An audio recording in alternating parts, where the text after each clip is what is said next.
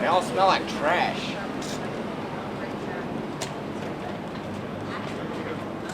Whenever some people meet hobos for the first time and they don't look like the people on TV with little bindle sticks jumping in boxcars and stealing pies, and whenever they look like us or the crusty kids, you know, they don't know how to take it. They're like, I didn't know people rode trains anymore, and they definitely didn't know that they looked like us. So I'm sitting by the river and I'm weeping all day, 'cause you're gone from that old Kentucky shore.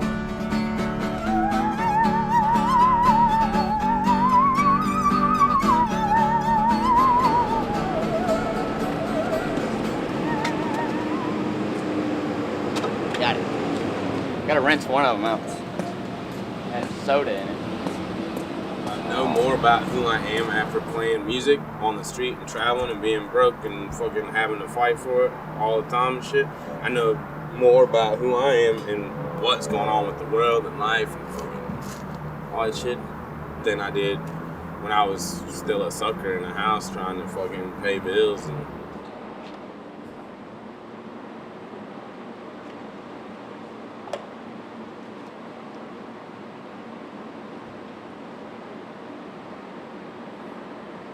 there's plenty of people that work jobs for a long time and go to college and stuff and don't really know how to take care of themselves. Whenever it comes right down to it, they have to have something to lean on. I can take care of myself. I really believe under any situation, any circumstance, without anyone else around that I know or anything, I can do it myself. I can do it.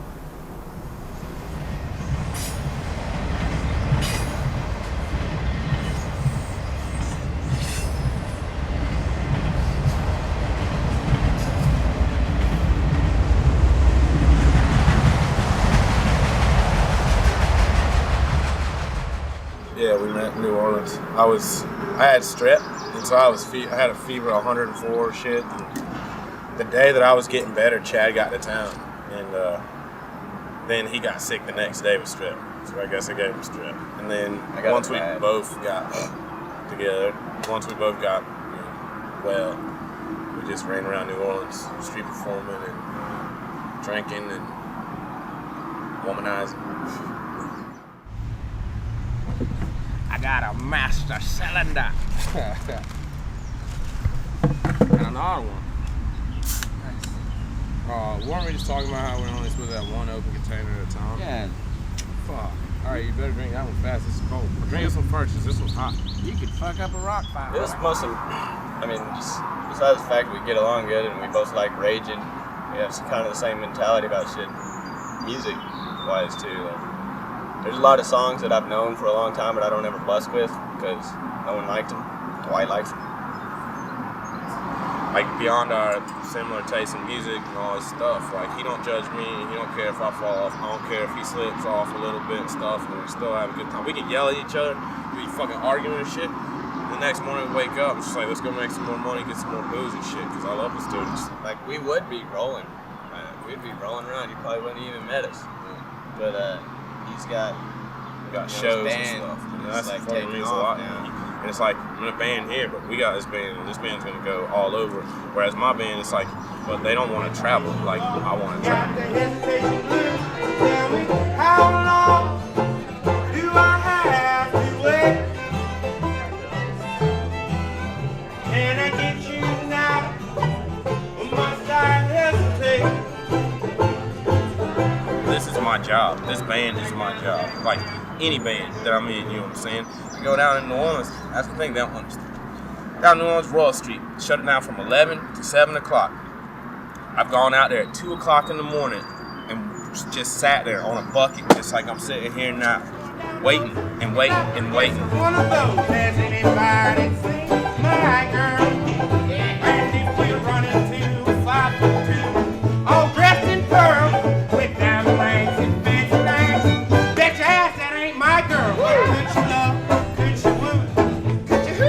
Could you do? Has anybody seen my girl?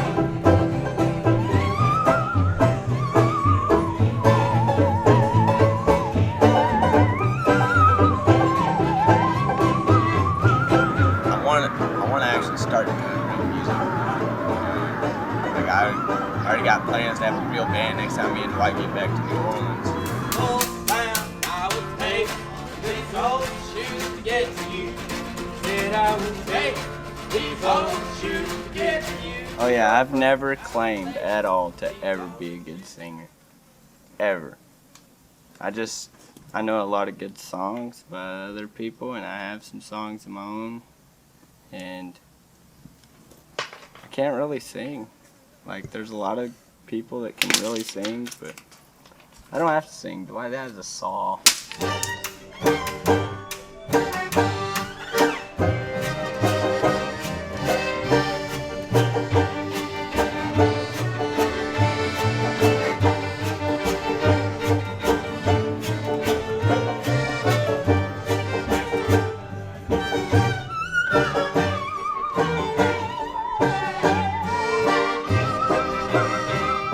Another thing about street performing is it's not just a bunch of scene kids into the scene and style of music that you're playing, but you're also playing for somebody's grandma and little kids and shit, and like newlywed couples for whoever. If you jiggle this leg, It gives you the vibrato, and it also makes it easier to maintain the note.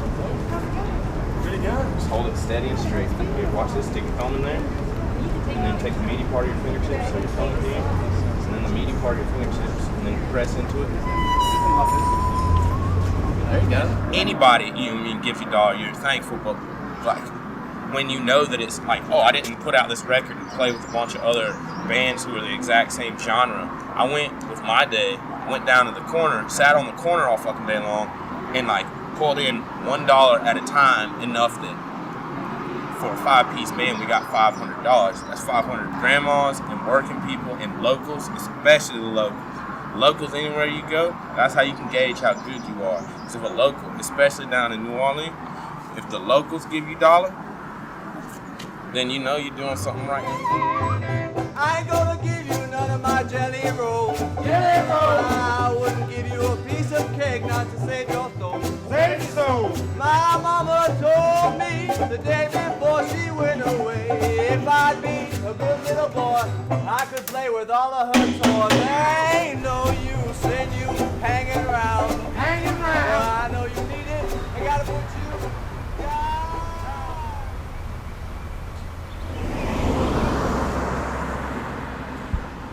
Bring me to my senses. Prostitutes, loaded guns, because trouble is my business. Good shit. I make it a point to never spend money on food. My mom told me a long time ago the only thing that will keep that you'll starve from is pride. You know what I'm saying? Like not wanting to reach in there or whatever, having whatever mental hang up on, oh, I'm eating trash and shit like that, because that shit's great. In a way, I'm kind of addicted to trash cans. Like, I just love seeing what's in there.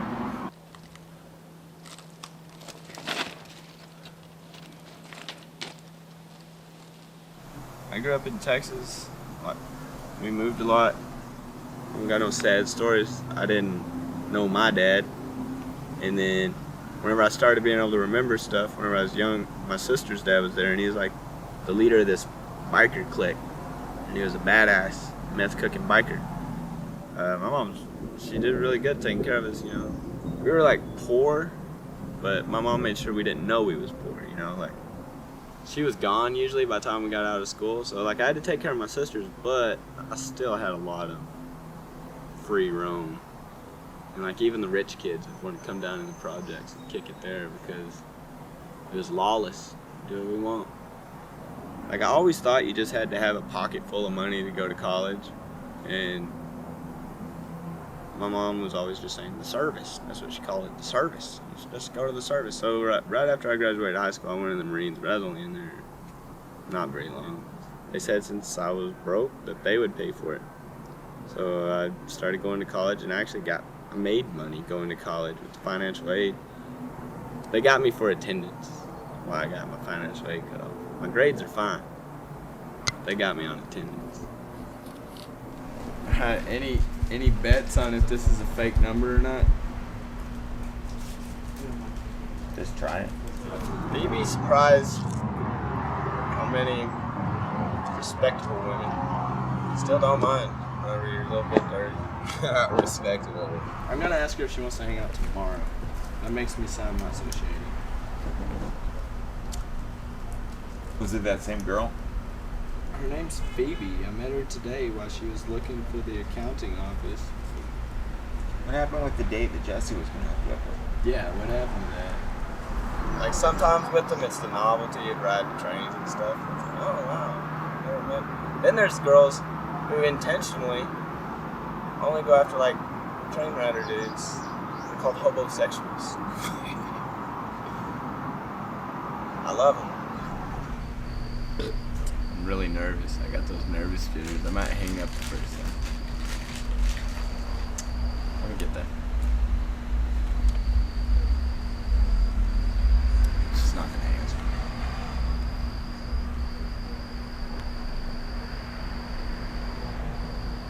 Hello, is this Phoebe?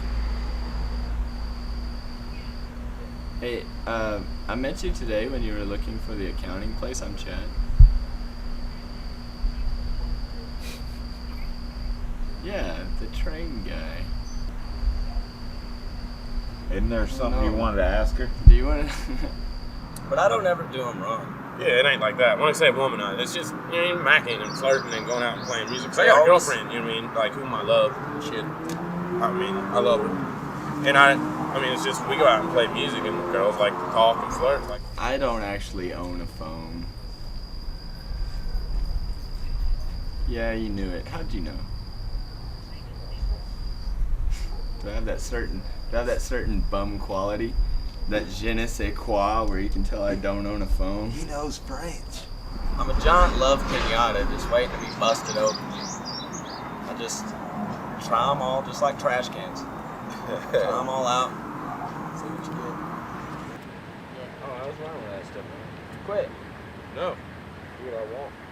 Sawman does what Sawman wants. And my parents were really strict, and that's probably why I became so independent.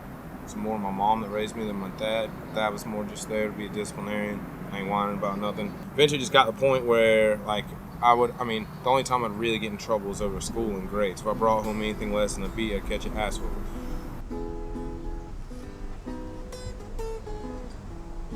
One day at school, my life was pretty stressful. I had this teacher, she gave me shit for no reason over whether I was talking or not. And I was just reading a book in my lap at my desk, kind of turned to the side, just reading my textbook. And she goes, "Dwight, stop talking." I said, "I ain't talking."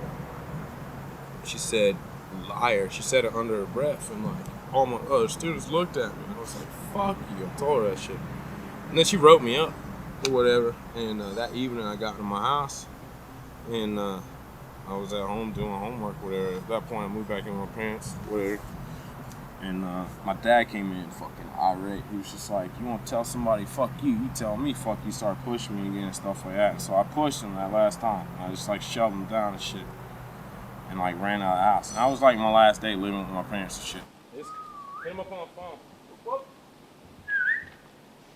No matter how long you ride trains, you're going to get on the wrong train every now and then. Yeah. It's just going to happen. But whenever the weather's good, no such thing as a wrong train. Just get on it, see where it goes. Yeah, it's going to take you to another train yard where you can get off and go back the other way. Yeah. Catch it aside and something like that. I like just knowing where trains go.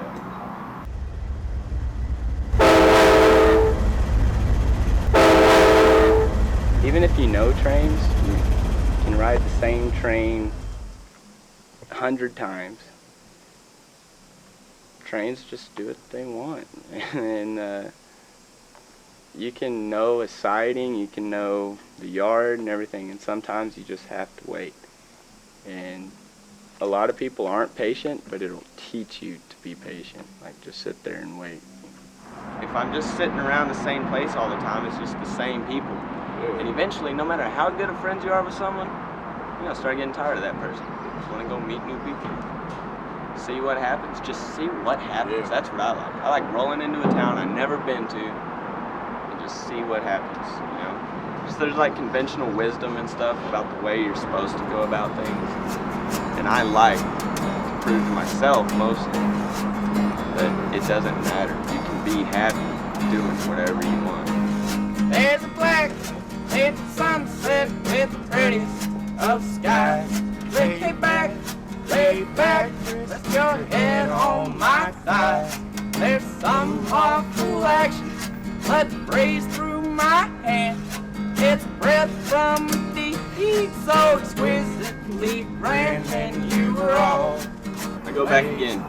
It's who you are as a person. Like if someone wants to be an asshole, let them be an asshole, whatever. But usually, if you're a nice person, then they're gonna get over what you look like, how poor you are. They'll just get over it. If they don't, you can't have thin skin and do this for very long.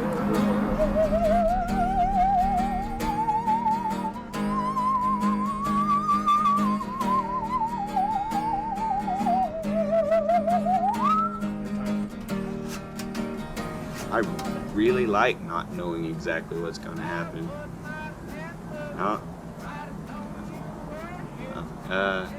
Got a taste for the sordid and the seedy. Like I like, not that I'm always in sordid and seedy environments. Most of the time, it's just as boring as if you're sitting at home. But sometimes you just don't know. You don't know. You don't know who you're going to meet. You don't know what's going to happen. That's what I love about it. Like, and it's the little things. Like, I wouldn't have known I was going to be riding tall bikes by the Mississippi one week, and then the next week, like, staying out at some girl's house where she owns part of a mountain. She owns part of a mountain. It's awesome. Just on a personal level, it's just curiosity. There's always something out there. Like, all right, I've seen it. There's so much out there.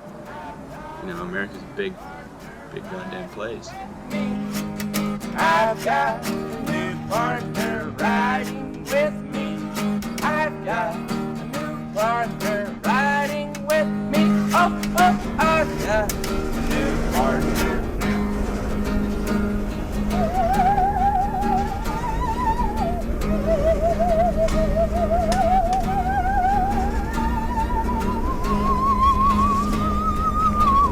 Don't get scared. Hey, oh no. Let me go.